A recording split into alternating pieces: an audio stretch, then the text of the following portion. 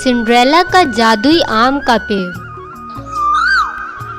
बहुत साल पहले की बात है। रामपुर नाम के गांव में, जहां पर सिंड्रेला अपने पिता मोहनलाल और सौतेली माँ और सौतेली बहन के साथ रहती थी।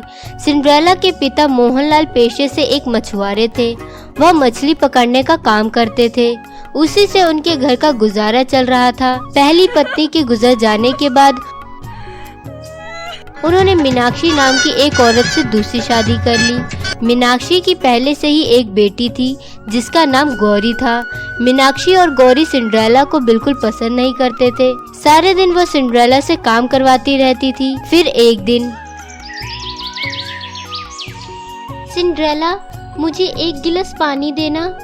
गौरी, मैं घर की सफाई कर रही हूँ, तुम खुद उठकर ले लो पानी। अच्छा जी, इसका मतलब अब तुम मुझे मेरा काम करने से इनकार करोगी? रुक जाओ, अभी तुम्हारी शिकायत करती हूँ मम्मी से। माँ, ओ माँ, देखो जरा, मैंने एक गिलास पानी मांगा और इसने मना कर दिया। गौरी की आवाज सुनकर मीनाक्षी वहाँ आती है और सिंड्रेला को बहुत डांटने लगती है। तब सिंड्रेला घर की सफाई छोड़कर किचन में जाती है और गौरी के लिए एक गिलास पानी लेकर आती है। फिर गौरी सिंड्रेला को देखकर बोलती है, कोई सही ही कहता है, लातों के भूत बातों से नहीं मानते। माँ से डांट खाने की तुम्हारी आदत हो गई है। जब तक माँ की डांट नहीं सुन लेती, तुमसे कोई काम ही नहीं होता है। सिंड्रेला गौरी की बात का कोई जवाब नहीं देती और वो घर के काम में लग जाती है। तभी मोहनलाल घर आता है और सिंड्रेला से कहता है, बहुत भूख लगी है सिंड्रेला बेटा, जरा खाना लगा दो। ठीक है पिताजी, अभी लाती हूँ। तभी वहाँ पर मीनाक्षी आ जाती है और कहती है, अरे रुको तो, तुम काम कर लो, इनके लिए खाना मैं निकाल देती हूँ। मीनाक्षी अपनी बेटी और पति के लिए खाना निकाल देती है, जिसके बाद सभी मिलकर खाना खाने लगते हैं। खाना खाते खाते मोहनलाल कहता है, अरे जब सभी लोग खाना खा ही रहे हैं तो सिंड्रेला को भी खाने के लिए बुला लो। अरे आपकी सिंड्रेला पहले ही खाना खा चुकी है, उसे भूख बर्दाश्त कहाँ होती है। मैं और गौरी आपके आने का इंतजार कर लेते हैं, लेकिन उससे नहीं होता। कोई बात नहीं, बच्ची है, ज्यादा देर भूखी नहीं रह पाती होगी। ऐसा कहकर मोहनलाल खाना खाने लगता है। असल बात तो यह थी कि सिंड्रेला ने सुबह से कुछ नहीं खाया था। वह सुबह से काम करने में लगी हुई थी।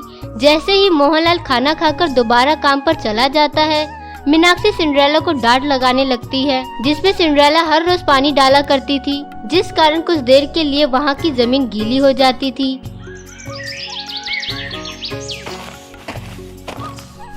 एक दिन पैर फिसलने की वजह से मीनाक्षी वहाँ पर गिर जाती है।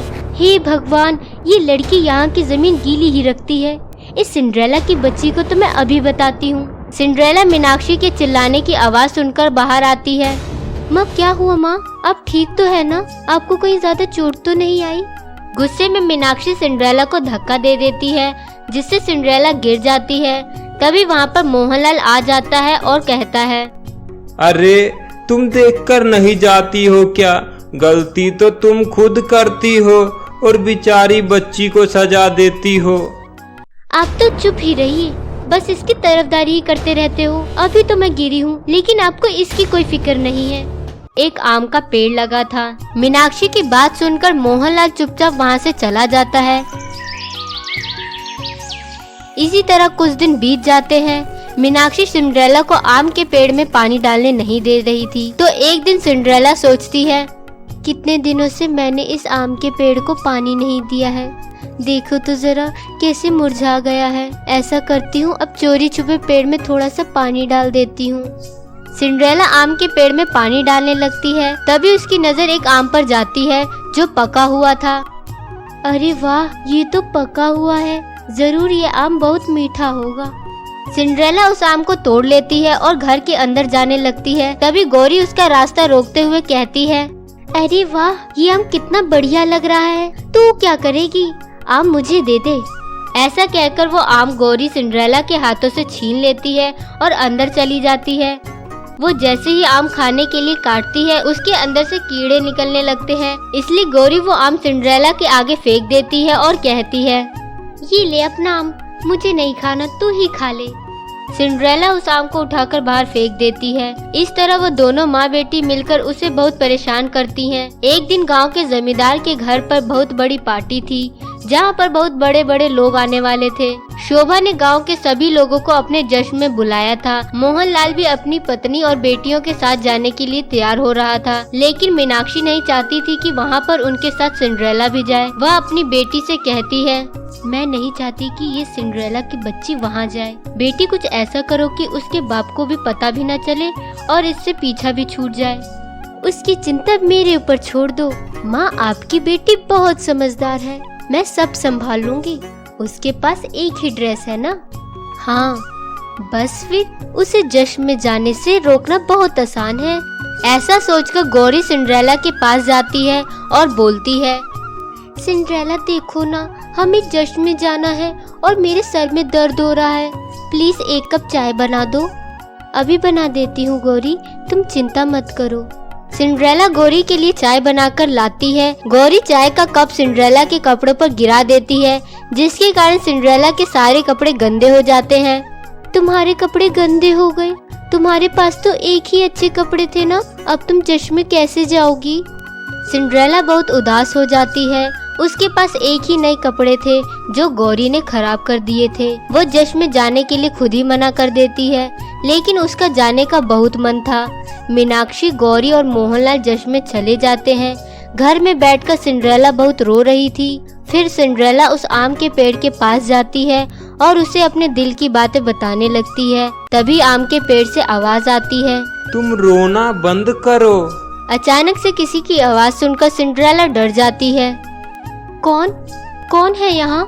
मैं आम का जादुई पेड़ हूँ, जिसका तुम ध्यान रखती हो, मुझ में पानी डालती हो, तो मेरा भी तो फर्ज बनता है मैं तुम्हारी मदद करूं। तुम मुझसे कुछ भी मांग सकती हो। सिंड्रेला आम के पेड़ को छू लेती है और बोलती है, मुझे एक बहुत अच्छी ड्रेस चाहिए जश्न में जाने के लिए। तभी एक जादू होता है और सिंड्रेला खुद को एक बहुत खूबसूरत कपड़ों में पाती है, जिसमें वह बहुत सुंदर लग रही थी, बिल्कुल कहीं की राजकुमारी लग रही है। वाओ, मैं कितनी खूबसूरत लग रही हूँ, मेरे कपड़े कितने सुंदर लग रहे हैं, तुम्हारा बहुत बहुत शुक्रिया जादुई पेड़। बहुत खुश होकर सिंड्रेला जमींदार के जश्न में चली जाती है। जैसे ही सिंड्रेला उस जश्न में जाती है, सब लोग उसे घूर घूर कर देखने लगते हैं। यहाँ तक कि मीनाक्षी और गौरी भी उसे हैरानी से देख रहे थे। अरे ये इतनी खूबसूरत लड़की कौन है? कितनी खूबसूरत लग रही है। सिंड्रेला परी से कम नहीं लग रही थी। वहाँ सारे लड़के भी सिंड्रेला को ही देख रहे थे। उन्हीं लड़कों में से एक लड़का शहर के बहुत बड़े बिजनेसमैन का बेटा भी था, जिसका नाम दश त्रिपाठी था। दश को एक ही नजर में सिंड्रेला पर क्रश आ जाता है और वह सिंड्रेला को दिल दे बैठता है। भरी महफिल में दश सिंड्रेला को प्रपोज कर देता है, पहली नजर में प्यार का इजहार कर देता है। आज तक मैंने बस सुना था, लेकिन आज मैं देखकर फील भी कर पा रहा हूँ। I love you. क्या तुम मुझसे शादी करोगी? लेकिन एक बार मैं अपने पिताजी से इसके बारे में पूछना चाहती हूँ। सिंड्रेला मोहन के पास जाती है और उससे इजाजत मांगती है। मोहनलाल दश त्रिपाठी के बारे में बहुत अच्छे से जानता था। वो कहता है, साहब ने आगे आकर तुमसे खुद शादी के लिए कहा है। तुम्हारे लिए इससे अच्छी बात और क्या ही हो सकती है। मैं तुम्हें इस रिश्ते के लिए कभी भी मना नहीं करूँगा। सिंड्रेला खुश हो जाती है और दश त्रिपाठी से शादी के लिए हाँ कर देती है। कुछ ही दिनों में सिंड्रेला और दश त्रिपाठी की शादी हो जाती है। उसके बाद सिंड्रेला शहर जाकर बहुत ही शानो शौकत में रहने लगती है। दूसरी तरफ मीनाक्षी और गौरी यही पता लगाते रह जाते हैं कि अचानक से सिंड्रेला के पास इतनी खूबसूरत ड्रेस कहाँ से आ गई और वो इतनी सुंदर कैसे हो गई। सिंड्रेला कुछ दिनों में जादुई आम के पेड़ से और अपने पिता से मिलने आती रहती थी और अपनी सौतेली माँ और बहन से बात भी नहीं करती थी। इस तरह जादुई आम के पेड़ की वजह से सिंड्रेला का जीवन संवर गया और वह अपना जीवन खुशी खुशी व्यतीत करने लगी। तो मेरे प्यारे दोस्तों, कैसी लगी आपको हमारी ये कहानी? हमें कमेंट करके जरूर बताएं।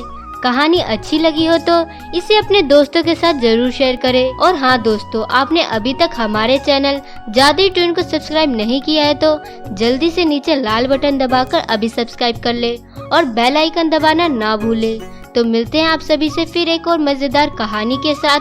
तब तक आप लोग अपना ध्यान रखें। धन्यवाद। सजाद गांव में एक सुमन नाम की लड़की अपनी मौसी के साथ रहती थी। मौसी हर बात पर भला बुरा सुनाती रहती है और अपनी बेटी को बहुत प्यार करती है। उसकी हर जिद को पूरा करती है। वही सुमन से पूरा घर का काम करवाती। और फिर एक दिन, मौसी, गलती से मेरे से आटा गिर गया। मैंने तुझे अपने घर में नुकसान करने के लिए नहीं रखा है। इतनी महंगाई में कोई ना कोई नुकसान करती ही रहती है। हे भगवान, पता नहीं कब इससे पीछा छूटेगा। मौसी, मुझे मम्मी की बहुत याद आ रही थी, इसलिए मेरा ध्यान काम पर नहीं था और आटा गिर गया। मुझे माफ कर दो, आगे से गलती नहीं होगी। उसके बाद सुमन फिर से अपने काम में लग जाती है। दूसरी तरफ नीलम की बेटी जिया का जन्मदिन आने वाला था, इसलिए वह बहुत खुश थी। मम्मी, इस बार मेरे बर्थडे पर बहुत बड़ी पार्टी ऑर्गेनाइज करना। आखिर मेरे दोस्तों को भी पता चलना चाहिए मेरा बर्थडे कैसे मनाया जाता है। हाँ जिया, वैसे भी यह तुम्हारा 18वां बर्थडे है, तो मैंने सोचा बड़ी पार्टी रखूंगी। आपको पता है वो मेरी दोस्त पूर्वी है ना, वो अपने जन्मदिन पर फ्रूट केक लेकर आकर बहुत इतरा रही थी। अब मेरे जन्मदिन पर इससे भी अच्छा केक लाना। अब मुझे पैसे दीजिए, मुझे शॉपिंग भी करनी है। ये मेरा ATM कार्ड, और जी भर की शॉपिंग कर जिया। किचन में खाना बनाते बनाते दोनों माँ बेटी की बातें सुन रही थी। यह सब सुनकर वह बहुत उदास हो जाती है, क्योंकि जिया के बर्थडे के 2 दिन बाद उसका बर्थडे भी था। मौसी, जिया का बर्थडे कितनी धूमधाम से मनाएगी। मेरा भी 18वां जन्मदिन है, लेकिन मेरा बर्थडे तो धूमधाम से छोड़ो, कोई हैप्पी बर्थडे भी नहीं बोलेगा। मम्मी मेरा बर्थडे बहुत धूमधाम से मनाती थी। मैं भी मौसी को बताकर आती हूँ कि मेरा बर्थडे भी जिया के बर्थडे के 2 दिन बाद ही है। उसके बाद सुमन दोनों माँ बेटी के पास जाती है। मौसी, जिया के बर्थडे के 2 दिन बाद मेरा भी बर्थडे है। मैंने सुना है कि आप जिया का बर्थडे बहुत धूमधाम से मनाएंगी। क्या आप मेरे बर्थडे में भी छोटा सा केक ले आएंगी? अपनी बकवास बंद कर, तेरे लिए छोटा सा केक क्या, एक छोटी सी पेस्ट्री भी नहीं लेकर आऊंगी। चुपचाप मेरी बेटी की बर्थडे की तैयारी करना शुरू कर दे। मैं अपनी बेटी के बर्थडे में किसी भी चीज की कमी नहीं देखना चाहती हूँ। अगर तूने अपनी तरफ से कोई भी गलती की तो तेरी खाल उधेड़ लूंगी। अब मेरी शक्ल मत देख। सुमन फिर से किचन में काम करने चली जाती है। 2 दिन बीत जाते हैं और जिया का बर्थडे आ जाता है। सुमन जिया को बर्थडे विश करने उसके कमरे में जाती है। हैप्पी बर्थडे जिया। हाँ ठीक है, जा घर की सजावट कर दे, मेरे बहुत सारे दोस्त आने वाले हैं। सुमन घर की सफाई करने चली जाती है और उसके बाद घर भी अच्छे से सजा देती है। नीलम अपनी बेटी के लिए बहुत बड़ा स्वादिष्ट केक लेकर आती है। शाम को मेहमान पार्टी में शामिल होने के लिए आते हैं। जिया अपना सुंदर सा गाउन पहनकर आती है। सुमन मेहमानों को जूस दे रही थी, लेकिन तभी गलती से सुमन के हाथों से जूस का गिलास जिया की सहेली के कपड़ों पर गिर जाता है। जिया, तेरे घर की नौकरानी ने मेरे ऊपर जूस गिराकर मेरा इतना महंगा फ्रॉक खराब कर दिया। जिया, तेरे घर की नौकरानी कितनी बेवकूफ है। ऐसी नौकरानी को तो तुरंत काम से निकाल देना चाहिए। मुझे क्यों बोल रही है? इसने तेरी इतनी महंगी फ्रॉक खराब की है। लगा इसे जोर का तमाचा, आ जाएगी अकल ठिकाने। जिया की सहेली सुमन को जोर का तमाचा लगा देती है। उसके बाद जिया बोलती है, इसने जानबूझकर मेरी पार्टी खराब करने के लिए यह सब किया है। कितनी जलती है, तो इतनी जलन लेकर कहाँ जाएगी? जिया, आज अपने बर्थडे पर अपना मूड खराब मत करो। मैं इसे अभी घर से बाहर निकाल देती हूँ। नहीं मौसी, मुझे घर से बाहर मत निकालो, मैं कहाँ जाऊंगी? हाँ माँ, इसे घर से बाहर मत निकालो, वरना हमें नौकरानी ढूंढने में परेशानी होगी। इस वजह से इसे 1 हफ्ते का खाना नहीं मिलेगा। जब पता चलेगा मेरी बेटी की पार्टी खराब करने के बाद क्या होता है। मैंने कुछ भी जानबूझकर नहीं किया। मैं तुम्हारी पार्टी खराब करना क्यों चाहूंगी? चुप हो जा। जब तक बर्थडे पार्टी चल रही है तब तक घर से बाहर जा। सुमन रोते हुए घर से बाहर चली जाती है। जंगल के एक घने पेड़ के नीचे बैठकर सुमन अपनी माँ को बहुत याद करती है। माँ, अच्छा होता उस दिन एक्सीडेंट में आपके साथ मैं भी हमेशा के लिए इस दुनिया को छोड़कर चली जाती। आपने मुझे बचाने के चक्कर में खुद ही जान दे दी, लेकिन आपके जाने के बाद कौन सा मैं यहाँ खुशी से रह रही हूँ। काश मैं भी मर जाती, फिर कितना अच्छा होता। मैं कैसे समझाऊं कि मैं जिया का जन्मदिन खराब करना नहीं चाहती हूँ, वो गलती से हुआ। सुमन रो रही थी, तभी उसे एक आवाज आती है, मुझे बचाओ, मैं मर जाऊंगी, कोई मुझे बचाओ, कोई है यहाँ। आवाज का पीछा करते हुए सुमन वहाँ पर जाती है। एक डायन ने एक परी के दोनों हाथ पैर रस्सी से बांध रखे हैं। यहाँ कोई नहीं आता है और तू अपनी बलि देने के लिए तैयार रह। आसपास का नजारा अच्छे से देख ले, क्योंकि अब तू कभी यह सब देख नहीं पाएगी। यह देखकर सुमन अपने मन में सोचती है, लगता है यह डायन परी को जान से मार देगी, मुझे परी की रक्षा करनी चाहिए। वह एक पत्थर उठाती है और डायन के सर पर मार देती है। डायन घायल होकर जमीन पर गिर जाती है। उसके बाद सुमन डंडा उठाती है और डायन की खूब पिटाई करती है। पिटाई के बाद सुमन डायन को पेड़ से बांध देती है। उसके बाद सुमन परी के हाथों से रस्सी खोल देती है। तुम्हारा बहुत बहुत शुक्रिया, अगर तुम समय से नहीं आती तो यह डायन मेरी बलि चढ़ा देती। यह डायन मुझे जान से मारकर विश्व की शक्तिशाली डायन बन जाती। शक्तिशाली डायन बनने के बाद ही सबसे पहले परी लोक पर हमला करती, लेकिन तुम्हारी वजह से सब ठीक हो गया। ठीक है, अब आप परी लोक चली जाओ, मुझे भी घर जाना है। नहीं रुको, मुझे तुम्हारी एक मदद चाहिए। ठीक है, मैं आपकी मदद करूंगी। तुमने अभी तो इस डायन को घायल करके पेड़ से बांध दिया है, लेकिन जैसे ही यह रस्सी खुलेगी यह हम दोनों को मार डालेगी। लेकिन परी, मैंने तो सुना था कि परियों के पास जादुई शक्तियाँ होती हैं।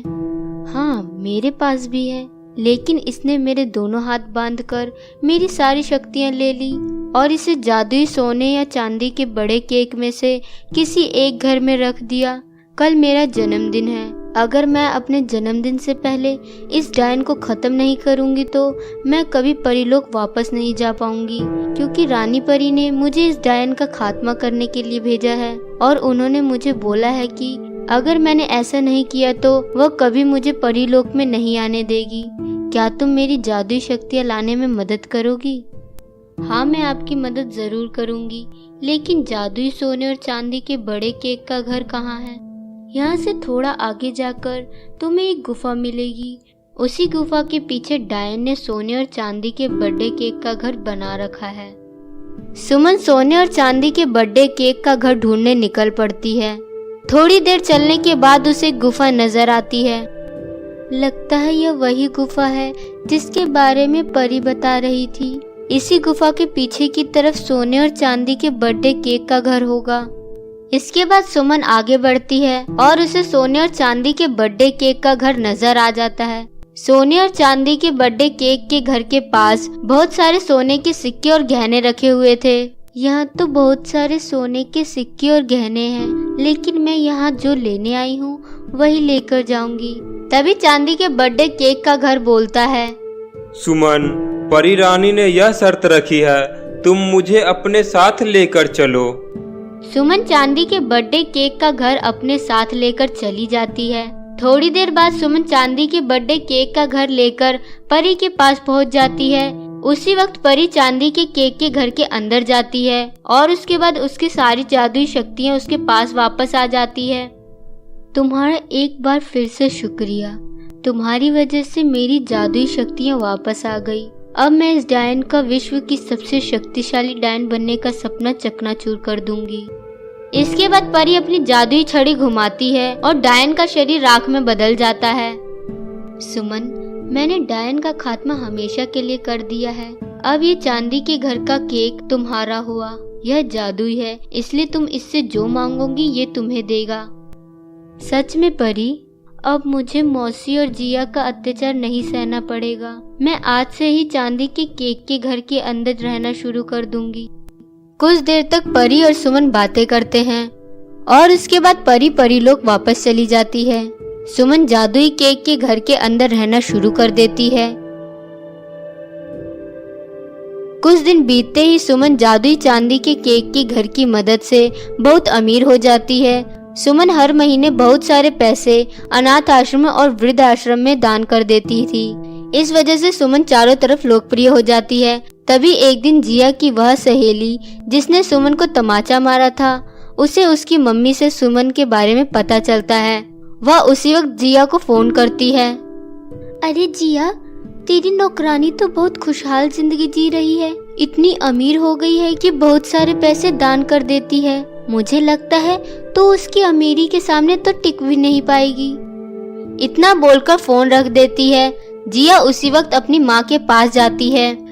मम्मी, हम दोनों तो खुश हो रहे थे कि वह नौकरानी घर छोड़कर चली गई, लेकिन वह तो खुशी से अपनी जिंदगी जी रही है। तो देर किस बात की, चल फिर से सड़क पर लाकर अपनी नौकरानी बना देते हैं। दोनों माँ बेटी सुमन को खोजने निकलती हैं। दोनों को सुमन गरीबों में खाना बांटते हुए नजर आती है। उसके बाद दोनों सुमन का पीछा करते हैं और उसके जादुई चांदी के केक के घर तक पहुंच जाते हैं। ये घर तो बहुत अलग सा लग रहा है, मुझे लगता है इसी की वजह से इतनी अमीर हुई है। चल हम सुमन को इस घर से धक्के मार कर निकाल देते हैं और हम इस घर में रहेंगे। दोनों माँ बेटी चांदी के केक के घर के अंदर जाने की कोशिश करती हैं, लेकिन दरवाजे पर ही उन्हें बिजली के झटके लगने लगते हैं। अरे मम्मी, ये तो बिजली के झटके देती है, चलो यहाँ से हम मर जाएंगे। तुम्हें क्या लगा मैं तुम्हें सुमन को नुकसान पहुंचाने दूंगा? दोनों यहाँ से भाग जाओ, वरना मैं तुम दोनों की जान ले लूंगा। यह आवाज सुनकर दोनों माँ बेटी डर जाती हैं और वहाँ से हमेशा के लिए चली जाती है। यहाँ तक कि दोनों माँ बेटी गांव ही छोड़ देती है। इस तरह सुमन सुरक्षित और खुशहाल जीवन जीने लगती है। तो मेरे प्यारे दोस्तों, कैसी लगी आपको हमारी ये कहानी? हमें कमेंट करके जरूर बताएं। कहानी अच्छी लगी हो तो इसे अपने दोस्तों के साथ भी शेयर करें। और हाँ दोस्तों, अगर आपने अब तक हमारे चैनल जादुई ट्यून को सब्सक्राइब नहीं किया है तो जल्दी से नीचे लाल बटन दबाकर अभी सब्सक्राइब कर ले। तो मिलते हैं ऐसी ही नई मज़ेदार कहानी के साथ। तब तक के लिए आप लोग अपना ध्यान रखें। धन्यवाद।